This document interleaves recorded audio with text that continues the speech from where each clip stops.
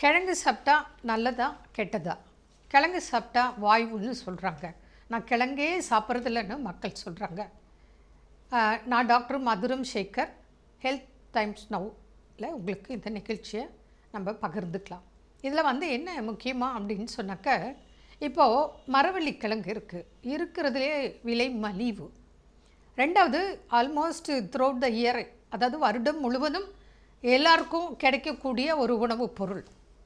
எனக்கு தெரிஞ்சு சிலர் இதையே உணவாக தினந்தோறும் சாப்பிட்றவங்க ஒரு நேரம் இந்த கிழங்கையே, மரவள்ளி கிழங்கையே உணவாக சாப்பிட்றவங்களும் இருக்காங்க.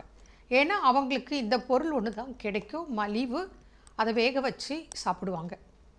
1 கிலோ 2 கிலோ வாங்குவாங்க. வீட்டில் 4-5 பேர் இருக்காங்கன்னா அதை வேக வச்சு உப்பு போட்டு சாப்பிடுவாங்க. அப்போது இது எல்லாருக்கும் தொந்தரவா, இல்லை எல்லா கிழங்கும் எல்லாருக்கும் ஒத்து வராதா? அங்கே தான் நம்ம சிந்திக்கணும். இப்போது உதாரணத்துக்கு இந்த மரவள்ளி கிழங்குல என்ன நன்மை அப்படின்றது ஒரு விஷயம்.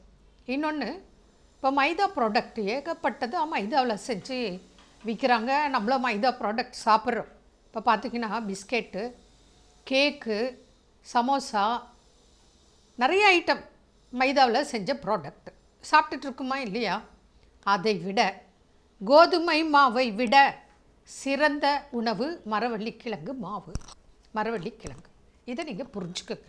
அதனால் சர்க்கரை வியாதி பேஷண்ட்டு கூட கிழங்கு சாப்பிட்லாமா? எஸ், ஒரு துண்டு சாப்பிடலாம். யார் இந்த மரவள்ளி கிழங்கு சாப்பிடக்கூடாது?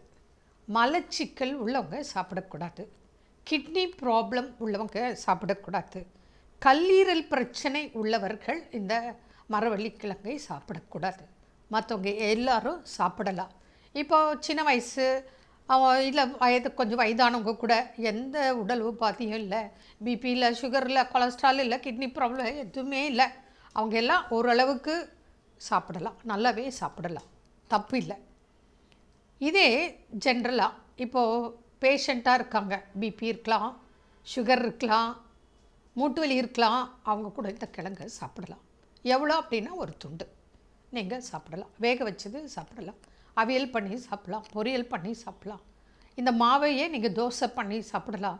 இதிலே முறுக்கு, இன்றைக்கி நிறைய ஸ்நாக்ஸ் ஐட்டம்ஸ் எல்லாம் செய்கிறாங்க, அந்த மாதிரி கூட செய்து நீங்கள் சாப்பிடலாம், தப்பு கிடையாது.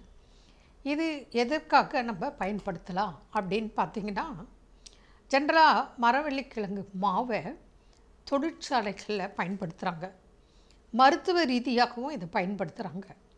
துணி தயாரிக்கிற இடத்துல கஞ்சி போடுறதுக்கும் இந்த மரவள்ளி கிழங்கு மாவை பயன்படுத்துகிறாங்க. அட்டைப்பெட்டி தயாரிக்க இந்த மரவள்ளி கிழங்கு மாவை பயன்படுத்துகிறாங்க. மனுஷனுக்கு எந்த வகையில் இது நல்லது அப்படின்னு பார்த்தோன்னா, இதில் கொஞ்சம் நார் சத்து இருக்கிறதுனால ஜீரண சக்திக்கு நல்லது. அதனால தான் அனைத்து வயதினரும் ஒரு அளவோட கட்டாயம் சாப்பிட்லாம், தப்பு இல்லை. கண்களுக்கு நல்லது, விட்டமின் ஏவும் விட்டமின் சியும் இதில் இருக்குது. அதனால தான் சொல்கிறேன், டெய்லி ஒரு துண்டு அல்லது வாரத்துக்கு ஒரு 3 நாளாவது ஒரு சின்ன பீஸ் மரவள்ளி கிழங்கு வேக வச்சதை சாப்பிடலாம். கெட்ட கொழுப்பை குறைத்து உடல் எடையை குறைக்கக்கூடியது. எல்லாரும் என்ன நினச்சிப்போம், கிழங்கு சாப்பிட்டா வெயிட் போடும், வாய்வு அப்படின்னு நினைக்கிறோம். அப்படி கிடையாது. அடுத்தது, நம்ம ரத்தத்தில் சிவப்பு அணுக்களை உற்பத்தி பண்ணக்கூடிய திறமை உள்ளது இந்த மரவள்ளி கிழங்கு. அதனால் யாருக்கெல்லாம் பிளட்டு கம்மியாக இருக்கோ அவங்க எல்லாம் கூட தினந்தோறும் ஒரு துண்டு வேக வச்சு நீங்கள் அந்த மரவள்ளி கிழங்கை சாப்பிடலாம். இன்னொன்று பாருங்கள், நிறைய பேர் என் குழந்தைக்கு ஞாபகம் மறதி, வீட்டில் நல்லா படிக்கிறான், எழுதுகிறான், ஸ்கூலுக்கு போனால் எழுதுறதில்ல, அந்த ஞாபக மறதிக்கும் இந்த கிழங்கு, மரவள்ளி கிழங்கு சாப்பிடலாம்.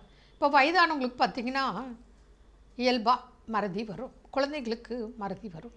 சிலர் நிறைய நோய்க்கு தொடர்ந்து மருந்து மாத்திரைகள் எடுப்பாங்க, அவங்களுக்கும் ஞாபக மறதி வரும். அவங்க கூட இந்த மரவள்ளி கிழங்கை ஒரு துண்டு சாப்பிடலாம். இதில் பாருங்கள், இந்த மரவள்ளி கிழங்கு மாவில் தான் ஜவ்வரிசி தயாரிக்கிறாங்க.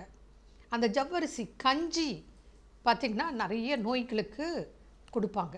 இப்போ காய்ச்சல், அப்புறம் லூஸ் மோஷன் ஆகும், சிலருக்கெல்லாம் வயிற்றில் போயிட்டே இருக்கும், அவங்களுக்கெல்லாம் இதை ஜவ்வரிசி கஞ்சி பண்ணி கொடுப்பாங்க. இதில் கால்சியமும் இருக்குது, விட்டமின் கேவும் இருக்குது. அதனால தான் அந்த ஜவ்வரிசி கஞ்சி நம்ம நிறைய பேஷண்ட்க்கு அட்வைஸ் கொடுப்போம். நீங்களும் கேள்விப்பட்டிருப்பீங்க. அதனால் இதை தாராளமாக கண்டிப்பாக பயன்படுத்தலாம். இதில் இன்றைக்கி ரொம்ப ஸ்நாக்ஸ் எல்லாம் பண்ணுறாங்க. நீங்களும் அந்த மாதிரி தோசை, புட்டு, கஞ்சி, முறுக்கு, தட்டை இந்த மாதிரி எல்லாம் செஞ்சு சாப்பிடலாம்.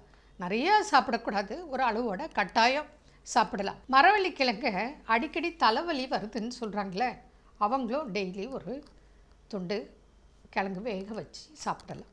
இப்போது இன்னொரு விஷயம், உருளைக்கிழங்கே நான் சாப்பிட்றதில்ல, கரெக்டு. இப்போ மூட்டு வலி நோயாளிகளுக்கு நானே என்ன சொல்கிறேன், உருளைக்கிழங்க சமைச்சி சாப்பிடாதீங்க. உருளைக்கிழங்கு சாறு, பச்சை சாறு வெறும் வயிற்றில் சாப்பிடுங்க. ஒரு 50 ml டெய்லி சாப்பிடுங்கன்னு சொல்கிறேன். மூட்டு வலிக்கு ரொம்ப நல்லது. அதே போல் இன்றைக்கி சர்க்கரை வள்ளிக்கிழங்கு, இது பார்த்திங்கன்னா இதுவும் மரவள்ளிக்கிழங்கு போல் டெய்லி ஒரு துண்டு வேக வச்சு சாப்பிடலாம். இல்லை சின்ன கிழங்காக இருந்தால் ஒரு கிழங்கு வேக வச்சு சாப்பிடலாம். மரவள்ளிக்கிழங்கை தயவு செய்து பச்சையாக சாப்பிடக்கூடாது, அதுவும் புரிஞ்சுக்குங்க. இந்த சக்கரவள்ளிக்கிழங்கு இருக்கு இல்லையா, இனிப்பு கிழங்கு, அது முடி பிரச்சனை உள்ளவங்க எல்லாம் டெய்லி ஒரு துண்டு சாப்பிடலாம். சக்கரவள்ளிக்கிழங்கு வேக வச்சு ஒரு துண்டு டெய்லி சாப்பிடலாம். இப்போது யாரெல்லாம் கிழங்கு சாப்பிடலாம், யாரெல்லாம் கிழங்கு சாப்பிடக்கூடாது, புரிஞ்சுக்கிட்டிங்களா? மேலும் உங்களுக்கு டவுட் இருந்தால் என்னோடய தொலைபேசி எண்ணுக்கு தொடர்பு கொண்டு அப்பாயின்மெண்ட் எடுத்து வாங்க. இல்லைன்னா ஆன்லைன் கன்சல்டேஷன் கூட பண்ணலாம், வீடியோ கன்சல்டேஷன் பண்ணிக்கலாம்.